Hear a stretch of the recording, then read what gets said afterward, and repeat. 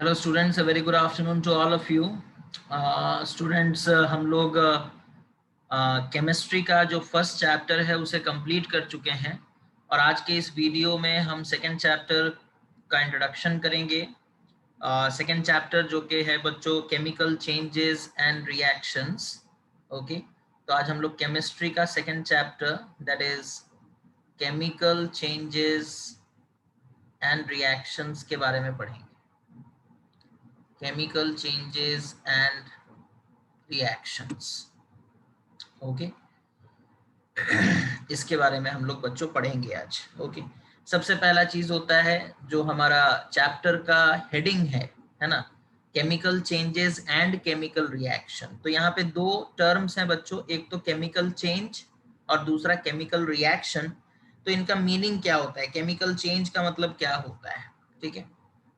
तो हम लोग कैसे डिफाइन करते हैं what is a chemical change. अगर हमसे कोई पूछेगा what is a chemical change, है ना, what is a chemical change, okay, तो हम लोग उसे कैसे डिफाइन करेंगे। It is a permanent change, it is a permanent, it is a permanent change in which it is a permanent change in which the chemical composition, in which the chemical composition, okay, of a substance, of a substance is changed, okay, of a substance is changed, and one or more new substances, and one or more new substances, okay, with different chemical properties, with different chemical properties, with different chemical properties are formed, okay। तो बच्चों एक ऐसा change जिसमें एक substance का composition, मतलब जिन चीजों से वो बना है ना, उसमें बदलाव आते हैं, उसमें चेंजेस आते हैं और रिजल्ट में हमें क्या मिलता है ना, कुछ नए सब्सटेंसेस मिलते हैं और उनका प्रॉपर्टी बच्चों पहले वाले सब्सटेंस के कंपैरिजन में पूरा डिफरेंट होता है। तो ऐसे चेंज को हम लोग केमिकल चेंज कहते हैं। एग्जाम्पल केमिकल चेंज का हम लोग दे सकते हैं कि जब बच्चों हाइड्रोजन वाटर के साथ कंबाइन करता है, ठीक है, सॉरी, जब हाइड्रोजन ऑक्सीजन के साथ कंबाइन करता है, जब हाइड्रोजन ऑक्सीजन के साथ कंबाइन करता है तो वाटर फॉर्मेशन होता है ना। अब देखो जो सब्सटेंस केमिकल चेंज हुआ यहाँ पर, बिकॉज यहाँ पर दो सब्सटेंसेस अलग अलग थे, एक हाइड्रोजन था दूसरा ऑक्सीजन था, ये दोनों मिल गए और एक नया सब्सटेंस बना, है ना। तो ये कैसा चेंज है, ये केमिकल चेंज है ना, बिकॉज यहाँ पर प्रोडक्ट में हम लोगों को एक नया सब्सटेंस मिल रहा है बच्चों और इसका प्रॉपर्टी, वाटर का प्रॉपर्टी हाइड्रोजन और ऑक्सीजन से पूरा डिफरेंट है ना। हाइड्रोजन इनफ्लेमेबल है ना, इनफ्लेमेबल, जलता है। ऑक्सीजन सपोर्टर है, बर्निंग प्रोसेस को सपोर्ट करता है, सपोर्टर ऑफ कंबशन है, ठीक है, कंबशन यानी कि बर्निंग के प्रोसेस को सपोर्ट करता है ऑक्सीजन। और हाइड्रोजन खुद इनफ्लेमेबल है, जल सकता है। लेकिन वाटर जो है बच्चों ये ना ही इनफ्लेमेबल है, नाइदर इनफ्लेमेबल, ना ही जलता है, okay, and nor supporter of combustion, ना ही सपोर्ट करता है इस प्रोसेस को, nor supporter of combustion, okay. तो यहाँ जो चेंज हुआ बच्चों ये एक केमिकल चेंज हुआ, बिकॉज यहाँ पर एक परमानेंट चेंज हमें देखने को मिल रहा है कि हाइड्रोजन ऑक्सीजन के साथ मिला और वाटर बन गया, ठीक है। अच्छा, तो इसे हम लोग केमिकल चेंज कहते हैं बच्चों। उसके बाद देखो chemical changes are not easily reversible, chemical changes are not easily reversible, not easily reversible, okay। आसानी से रिवर्स नहीं कर सकते बच्चों। 90% 99% केसेस में रिवर्सिबल होता ही नहीं है। कुछ रिएक्शंस ऐसे हैं, कुछ चेंजेस ऐसे हैं जो रिवर्सिबल होते हैं, ठीक है। एग्जाम्पल अगर हम लोग देखना चाहेंगे तो जब नाइट्रोजन जो है ना बच्चों वो हाइड्रोजन के साथ मिलता है और एमोनिया गैस फॉर्मेशन होता है, ठीक है, NH3। इक्वेशन बैलेंस करोगे N2 + 3H2 gives rise to 2NH3। Okay, तो ये नाइट्रोजन हाइड्रोजन के साथ मिला और एमोनिया बना। और प्रोसेस उल्टा भी हो सकता है, एमोनिया जो है ना वो डिकम्पोज होकर के नाइट्रोजन और हाइड्रोजन बन सकता है, तो ये रिवर्सिबल है ना। ये जो रिएक्शन हो गया ये रिवर्सिबल रिएक्शन हो गया। और रिवर्सिबल रिएक्शन के लिए एरो देखो हम लोग इस तरीके का यूज करते हैं, है ना, दोनों साइड में उसके एरो हेड्स होंगे आधे आधे ऐसे। ये एरो इंडिकेट करता है कि रिएक्शन रिवर्सिबल है। ओके, इतना समझ में आया। केमिकल चेंज हम लोग किसे कहते हैं, है ना। It is a permanent change in which the chemical composition of a substance is changed and one or more new substances with different chemical properties are formed. Okay, अच्छा, अब ये हो गया केमिकल चेंज का डेफिनेशन। अब आते हैं दूसरा, chemical changes and chemical reactions. तो केमिकल रिएक्शंस क्या हैं उनके बारे में पढ़ते हैं, ठीक है। इतना हो गया बच्चों। अब देखो chemical reactions. Chemical reactions, chemical reactions हम लोग किसे कहते हैं बच्चों ना। केमिकल चेंज जिस प्रोसेस के अनुसार होता है उस प्रोसेस को केमिकल रिएक्शन कहते हैं, है ना। उस प्रोसेस को हम लोग क्या कहते हैं, केमिकल रिएक्शन। तो इसको मतलब साइंस के हिसाब से, केमिस्ट्री के हिसाब से अगर हम लोग डिफाइन करेंगे तो कैसे करेंगे। The chemical reaction, the chemical reaction is a process, the chemical reaction is a process of breaking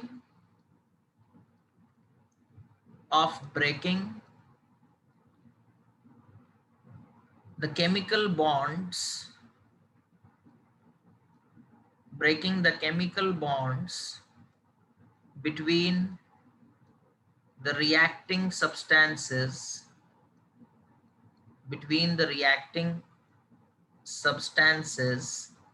okay,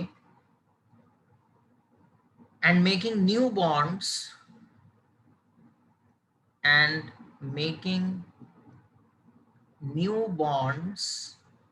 okay, making new bonds to form new substances,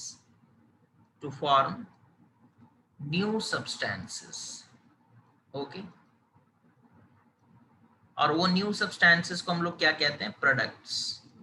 और जो रिएक्ट करता है बिटवीन द रिएक्टिंग सब्सटेंसेस को हम लोग क्या कहते हैं बच्चों, रिएक्टेंट्स। ओके, जैसे हम लोग अभी एग्जांपल ले रहे थे कि हाइड्रोजन रिएक्ट करता है ऑक्सीजन के साथ और बनता है वाटर, है ना। तो इसी एग्जांपल से बच्चों हम लोग केमिकल रिएक्शन का मतलब समझेंगे। देखो H2 हाइड्रोजन का मॉलिक्यूल कैसे बना है। देखो हाइड्रोजन का मॉलिक्यूल बना है बच्चों दो हाइड्रोजन के एटम से, हाइड्रोजन और दूसरा हाइड्रोजन का एटम, दोनों मिले और हाइड्रोजन का मॉलिक्यूल बन गया। अब देखो ये दोनों साथ में रहते हैं, ये हाइड्रोजन का एटम और ये दोनों हाइड्रोजन, दूसरा हाइड्रोजन का एटम, दोनों साथ में रहते हैं तभी तो मॉलिक्यूल बनता है। अच्छा, साथ में रहने के लिए उनके बीच में कोई तो फोर्स ऑफ अट्रैक्शन होगा, है ना। दोनों एटम्स एक दूसरे को अट्रैक्ट करते होंगे तभी तो साथ में, है ना। ये जो फोर्स ऑफ अट्रैक्शन होता है, ठीक है, the force of attraction, the force of attraction which holds the atoms together in a molecule,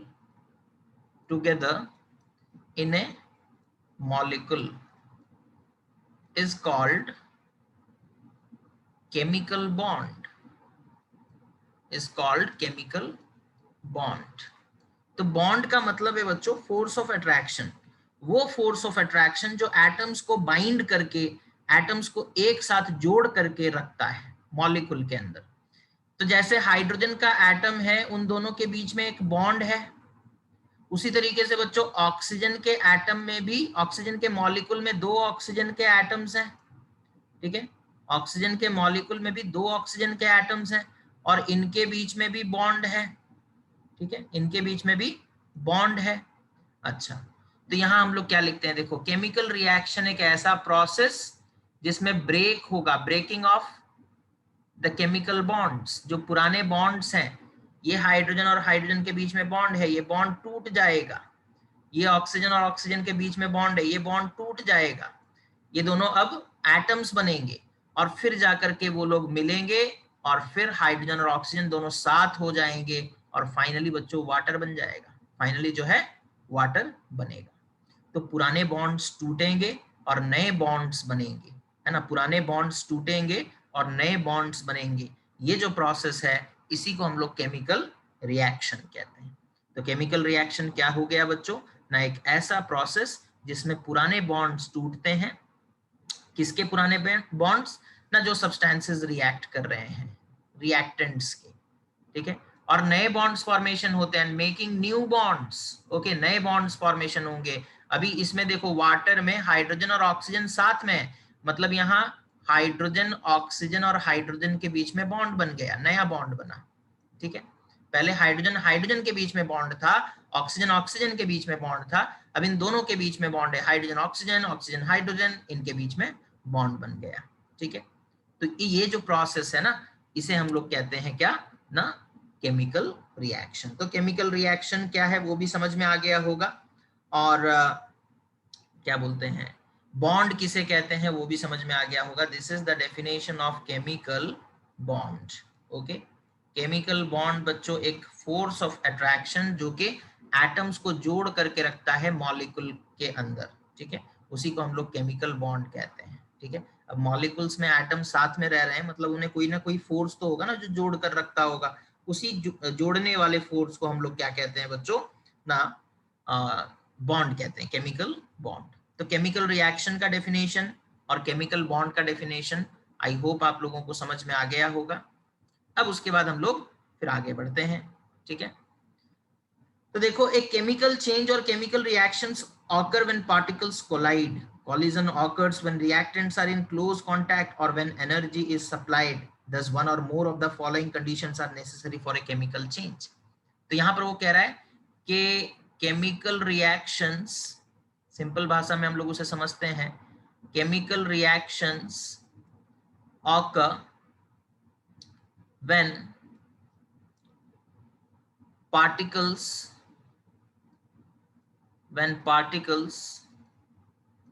या फिर हम लोग बोल सकते हैं molecules collide or are in close contact with each other, are in close contact with each other, okay. Sometimes energy is externally supplied, कभी कभी हम लोगों को बाहर से एनर्जी देना पड़ता है, okay, in order to bring about the chemical reaction, okay, in order to bring about the chemical reaction, okay. तो बच्चों केमिकल रिएक्शन कब होगा, जैसे कि ये हाइड्रोजन का मॉलिक्यूल है और दूसरा ऑक्सीजन का मॉलिक्यूल है।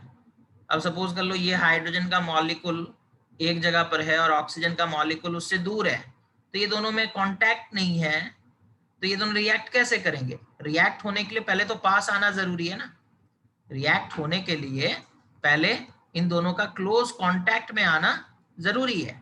जब तक ये दोनों कांटेक्ट में नहीं आते तब तक रिएक्शन होगा ही नहीं। तो सबसे पहला चीज तो ये है कि उनके बीच में कॉलिजन यानी कि टकराव होना चाहिए, या फिर हम लोग ये कह सकते हैं they should be in close contact with each other, okay.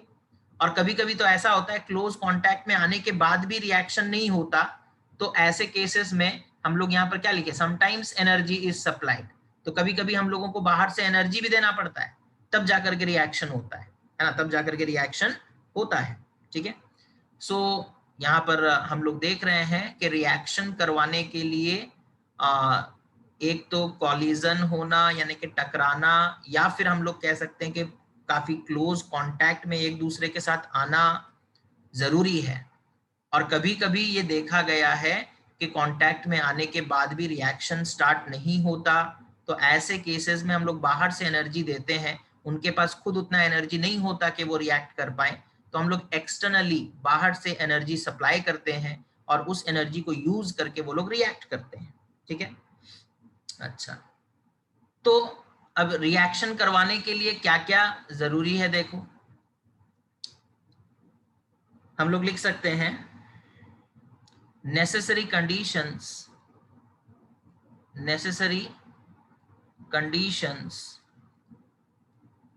to carry out a chemical reaction। Chemical reaction बोलो बच्चों या केमिकल चेंज बोलो, कोई फर्क नहीं पड़ेगा आपसे, ठीक है, मीनिंग मतलब सेम ही रहेगा। केमिकल रिएक्शन होगा तभी तो केमिकल चेंज होगा, है ना। तो रिएक्शन प्रोसेस है और हम लोग कह सकते हैं जो केमिकल चेंज हो रहा है वो एक फेनोमेना है और जो केमिकल रिएक्शन है वो उस फेनोमेना का प्रोसेस है। ठीक है, सबसे पहला चीज that is mixing or that is close contact. Okay, mixing or that is close contact. Okay, तो देखो यहाँ पर वो क्या लिखता है, in some cases a chemical reaction occurs, chemical reaction occurs, okay, when two substances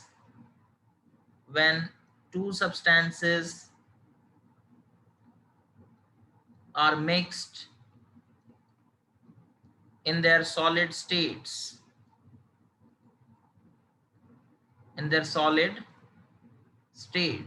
okay. तो वो कह रहा है कि बच्चों कुछ रिएक्शंस तो ऐसे होते हैं ना जिसमें मतलब दो सॉलिड हैं हमारे पास, ठीक है, दो सॉलिड है, जैसे कि सपोज कर लो हमारे पास आयोडीन है और फॉस्फोरस है, ठीक है, हमारे पास आयोडीन है और फॉस्फोरस है। आयोडीन बच्चों सॉलिड स्टेट में होता है और फॉस्फोरस भी बच्चों सॉलिड स्टेट में होता है, ठीक है। तो हम लोग जब आयोडीन और फॉस्फोरस को कांटेक्ट में ले आएंगे तो हम लोग देखेंगे वो लोग दोनों रिएक्ट करना स्टार्ट कर देंगे, ठीक है। तो आयोडीन और फॉस्फोरस जो दोनों ही सॉलिड स्टेट में है, when they are brought close to each other they react explosively. When they are brought in contact with each other, okay, then they react explosively, बहुत ही विगरस रिएक्शन होता है बच्चों, बहुत ही एक्सोथर्मिक रिएक्शन होता है, एक एक्सप्लोजन होता है, ठीक है।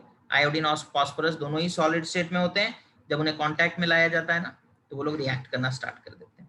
तो इस एग्जांपल से हमें ये पता चल रहा है कि कांटेक्ट में लाने के बाद रिएक्शन स्टार्ट होगा, है ना। अगर सॉलिड है तो भी कांटेक्ट में लाना पड़ेगा, और अगर मान लो सॉलिड नहीं है, ठीक है, अगर सपोज कर लो सॉलिड नहीं है तो हम लोग क्या करेंगे, सोल्यूशन बना देंगे, क्या करेंगे ना, सोल्यूशन बनाएंगे। ओके, इसका एक और एग्जांपल देखते हैं सॉलिड का। Lead nitrate and potassium iodide react to make lead iodide, ठीक है, जो सॉलिड स्टेट में है। ओके, अगर हम लोग lead nitrate that is PbNO3 ठीक है, ये एक सॉलिड है बच्चों, और इसे रिएक्ट कराएंगे पोटेशियम आयोडाइड के साथ, ठीक है, तो हम लोग देखेंगे कि ये दोनों के बीच में रिएक्शन होगा, लेड आयोडाइड फॉर्मेशन होगा प्लस पोटेशियम नाइट्रेट फॉर्मेशन होगा, और ये येलो कलर का होगा बच्चों, ठीक है, कैसे कलर का होगा, येलो। ओके, तो ये दोनों सॉलिड्स हैं, इनको कांटेक्ट में लाने के बाद इनमें रिएक्शन होता है। तो एक तो हो गया कि क्लोज कांटेक्ट होना जरूरी है, ठीक है, क्लोज कांटेक्ट होना जरूरी है, अगर सॉलिड्स हैं तो उनको कांटेक्ट में नहीं लाओगे तो वो रिएक्ट नहीं करेंगे, ठीक है। अच्छा, अब दूसरा देखते हैं नेसेसरी कंडीशंस क्या है, ठीक है, ये पहला नेसेसरी कंडीशन हो गया बच्चों दैट इज मिक्सिंग। ओके, अब उसके बाद हम लोग दूसरा कंडीशन देखेंगे। ओके, तो जो भी होगा जो भी कंडीशंस हम लोग देखेंगे बच्चों, वहां पर मॉलिक्यूल्स एक सब मतलब रिएक्टेंट्स जो भी हैं उन्हें कांटेक्ट में आना बहुत ही जरूरी है। जब तक वो कांटेक्ट में आएंगे नहीं तब तक वो रिएक्ट करेंगे नहीं, है ना। तो कांटेक्ट में कैसे लेकर के आ सकते हैं, उसका दूसरा तरीका है, दैट इज दूसरा तरीका देखो क्या है ना, सोल्यूशन बना देंगे हम लोग उनका, ठीक है। वाटर में डालेंगे, सोल्यूशन बन जाएगा, फिर दोनों सोल्यूशन को मिक्स कर देंगे, ठीक है। So in some cases okay, a chemical reaction in some cases a chemical reaction okay occurs when in some cases a chemical reaction occurs when substances are mixed when substances are mixed in their aqueous solution state or molten state okay।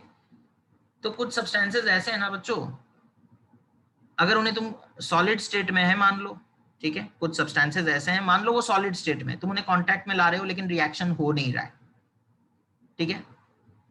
पहले तो हम लोग देखें कि दो solids को अगर हम लोग कांटेक्ट में लेकर के आते हैं तो कुछ केसेस में रिएक्शन हो जाते हैं, लेकिन कुछ ऐसे भी केसेस हैं जहां सॉलिड्स कांटेक्ट में आने के बाद रिएक्शन नहीं होता। तो ऐसे केस में हम लोग क्या करेंगे ना, ऐसे केस में हम लोग उस सॉलिड का सोल्यूशन बना देंगे। जो भी दो सॉलिड है उनका हम लोग क्या करेंगे, सोल्यूशन बना देंगे, और सोल्यूशन बनाने के बाद बच्चों फिर उन्हें मिक्स करेंगे और फिर हम लोग देखेंगे कि वो रिएक्ट कर रहे हैं, है ना। तो कुछ सॉलिड्स ऐसे भी होते हैं, पहला एग्जांपल जो हमने पहला जो हम लोग कंडीशन पढ़े उसमें हम लोग पढ़े कि अगर दो सॉलिड्स हैं उन्हें कांटेक्ट में लाया जाता है तो देखा जाता है कि कुछ केसेस में रिएक्शन हो जाते हैं, ठीक है। बट कुछ सॉलिड्स ऐसे भी हैं बच्चों जो कांटेक्ट में आने के बाद रिएक्ट नहीं करते, तो उस केस में हमें क्या करना है ना, उस केस में बच्चों हम लोगों को उनका सोल्यूशन बनाना है और सोल्यूशन को फिर मिक्स करना है। जब सोल्यूशन को मिक्स करेंगे तो हम लोग देखेंगे कि वो रिएक्ट कर रहे हैं, तो हम लोग देखेंगे कि वो रिएक्ट कर रहे हैं। एग्जाम्पल देखो, एग्जाम्पल में वो देता है that is oxalic acid crystals and sodium carbonate react in water solution only. Oxalic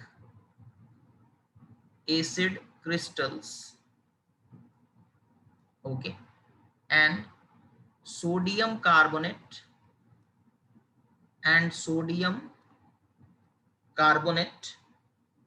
okay. Oxalic acid का क्रिस्टल लिए बच्चों हम लोग और सोडियम कार्बोनेट लिए, दोनों ही सॉलिड स्टेट में है, ये भी सॉलिड है ये भी सॉलिड है, दोनों को कांटेक्ट में लाएं लेकिन देखे कोई रिएक्शन नहीं हुआ, नो रिएक्शन। तो अब तो बड़ा दुविधा हो गया है ना। ऑक्जेलिक एसिड का क्रिस्टल, ऑक्जेलिक एसिड किस में पाया जाता है बच्चों, कुछ पता है? ऑक्जेलिक एसिड ये जो टमाटर खाते हैं ना, टमाटो, उसमें पाया जाता है, ठीक है। ऑक्जेलिक एसिड एक ऑर्गेनिक एसिड है, ऑर्गेनिज्म में पाया जाता है, ठीक है। तो हम लोग उसके क्रिस्टल्स बना सकते हैं। अच्छा यहाँ पर देखो, तो ये देखा गया कि ऑक्जेलिक एसिड का क्रिस्टल अगर हमारे पास है और सॉलिड सोडियम कार्बोनेट हमारे पास है, इन दोनों को कांटेक्ट में लाने पर ये लोग रिएक्ट नहीं करते, ये लोग रिएक्ट नहीं करते। तो अब ये तो बड़ा प्रॉब्लम हो गया कि कांटेक्ट में तो ले आए लेकिन रिएक्शन नहीं हो रहा है। तो इसी के लिए हम लोग लिखे इन सम केसेस, कुछ केसेस ऐसे होते हैं जहां सॉलिड सॉलिड के साथ रिएक्ट नहीं करेगा, तो फिर हमें क्या करना पड़ेगा, इस सॉलिड में वाटर ऐड करना पड़ेगा और इस सॉलिड में भी वाटर ऐड करना पड़ेगा। जब हम लोग सॉलिड में वाटर ऐड कर देंगे तो ये सोल्यूशन बन जाएगा। ये क्या बन जाएगा, सोल्यूशन ऑफ ऑक्जेलिक एसिड। और ये क्या बन जाएगा, ये बन जाएगा solution of sodium carbonate, okay. अब इन दोनों को अगर हम लोग रिएक्ट करवाते हैं, solution of oxalic acid and solution of sodium carbonate, इन दोनों को अगर हम लोग रिएक्ट करते हैं कराते हैं तो देखते हैं रिएक्शन टेक्स प्लेस, रिएक्शन हो जाता है, रिएक्शन टेक्स प्लेस, ओके। तो ये एक एग्जांपल है बच्चों जहां पर हम लोग ये देखते हैं कि जब तक उनका सोल्यूशन नहीं बनाया जाएगा तब तक वो रिएक्ट नहीं करेंगे। तो कुछ केसेस ऐसे भी हैं जहां पर सॉलिड डायरेक्टली सॉलिड के साथ कांटेक्ट में लाने के बावजूद भी रिएक्ट नहीं करता, तो ऐसे केसेस में हम लोगों को क्या करना पड़ता है ना, उनका सोल्यूशन बनाना पड़ता है। सिमिलरली बच्चों अगर हम लोग सपोज कर लो सॉलिड सोडियम क्लोराइड ले लिए, कॉमन सॉल्ट बच्चों जो नमक हम लोग खाते हैं, और सिल्वर नाइट्रेट लिए, सॉलिड सिल्वर नाइट्रेट AgNO3, ठीक है। अब इन दोनों को कांटेक्ट में लाए बट रिएक्शन नहीं हुआ, नो रिएक्शन, तो दोनों सॉलिड है लेकिन रिएक्ट नहीं कर रहे कांटेक्ट में लाने के बाद भी, ठीक है। तो हम लोग तो बोले थे ना कि कुछ केसेस ऐसे होंगे जहां पर सॉलिड सॉलिड के साथ रिएक्ट नहीं करेगा, कुछ केसेस में होगा, कुछ केसेस में नहीं होगा। तो ये वो केस है जहां पर सॉलिड सॉलिड के साथ रिएक्ट नहीं करता। तो करना क्या है ना, इसका सोल्यूशन बना दो, वाटर ऐड करो, फिर इसका भी सोल्यूशन बना दो यानी कि वाटर ऐड करो, सोल्यूशन दोनों का बनके तैयार हो गया।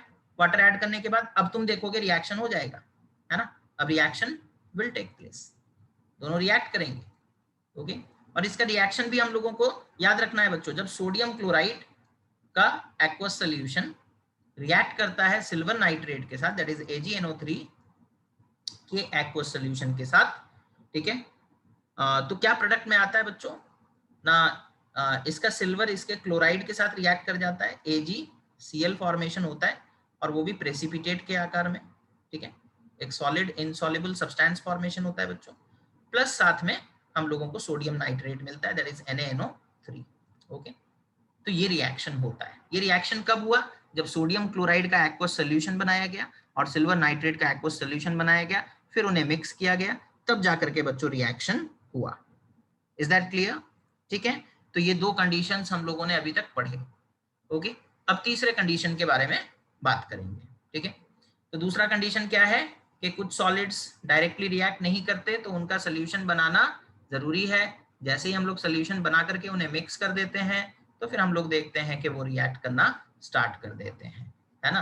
तो कुछ केसेस में ये करना जरूरी है। और पहला जो कंडीशन हम लोग पढ़े थे उसमें ये देख रहे थे कि कुछ सॉलिड्स ही ऐसे होते हैं जो डायरेक्टली रिएक्ट कर जाते हैं, लेकिन हमेशा ऐसा हो जरूरी नहीं है।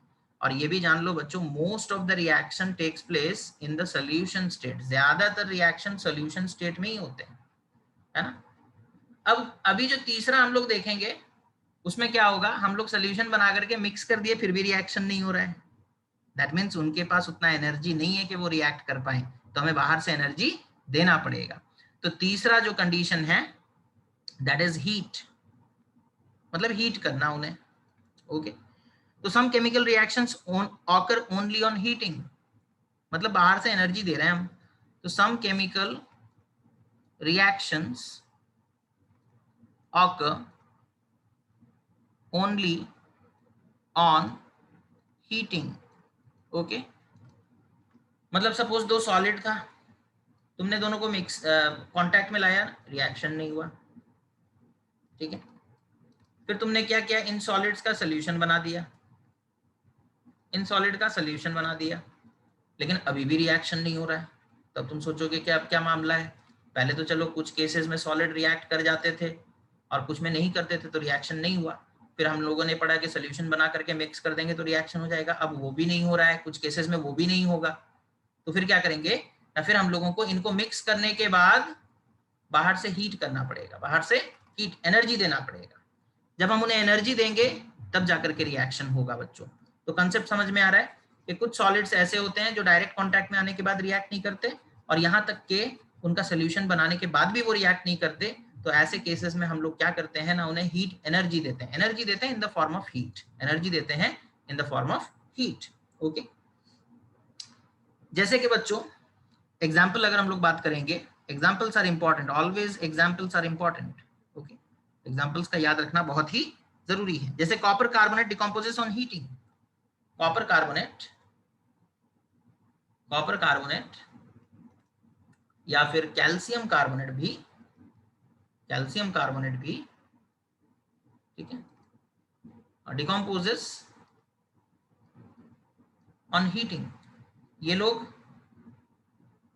टूटेंगे और नए सब्सटेंसेस बनाएंगे, कब ना, जब उन्हें हीट किया जाएगा। Copper carbonate that is CuCO3, इसे हीट कर दो, हीट के लिए ये ट्रायंगल का सिंबल बनाया जाता है बच्चों।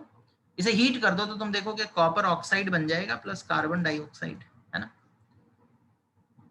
कॉपर ऑक्साइड बनेगा जो कि सॉलिड स्टेट में होगा, कार्बन डाइऑक्साइड गैस के आकार में बनेगा, कॉपर कार्बोनेट जो हम लोग लिए थे वो सॉलिड था, ठीक है।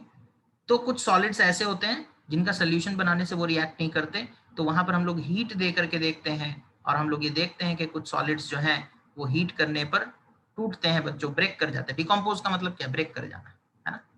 ब्रेक करके 2 या 3 नए सब्सटेंसेस बना सकते हैं, यहाँ पर 2 बन रहा है। उसी तरीके से कैल्शियम कार्बोनेट भी CaCO3, जब इसे हम लोग हीट करेंगे तो कैल्शियम ऑक्साइड बनेगा प्लस कार्बन डाइऑक्साइड गैस बनेगा, ठीक है। ये रिएक्शन होगा बच्चों, है ना। तो there are some reaction, there are some conditions where there are some conditions where the chemical reaction does not take place even when we make the solution of the substances, and then we realize that we have to apply or we have to supply some heat energy from outside. Externally हम लोगों को energy देना पड़ेगा। energy heat भी है, light भी है, electricity भी है या नहीं। energy, heat, light, electricity, ये सारा चीज एनर्जी ही तो है बच्चों, ओके। तो हीट के फॉर्म में भी एनर्जी देकर के हम लोग केमिकल रिएक्शन करवा सकते हैं, ओके। उसके बाद कुछ केमिकल रिएक्शंस ऐसे हैं बच्चों जो लाइट एनर्जी में होते हैं, मतलब लाइट एनर्जी दोगे तब जाकर के रिएक्शन होगा। जैसे एक सबसे common example photosynthesis.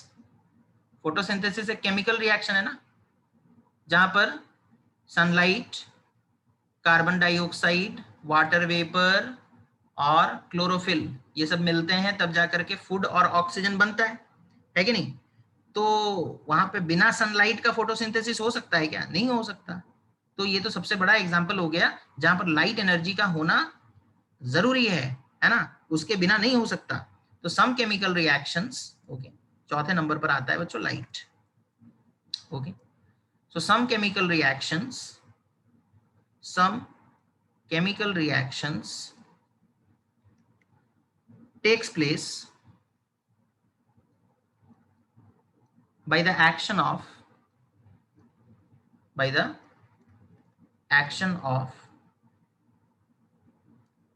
light energy, ठीक है, by the action of light energy, okay. अच्छा हाँ, जब लाइट एनर्जी के द्वारा कोई रिएक्शन कैरी आउट होता है तो उसे फोटोकेमिकल रिएक्शन कहते हैं। these reactions are called photochemical,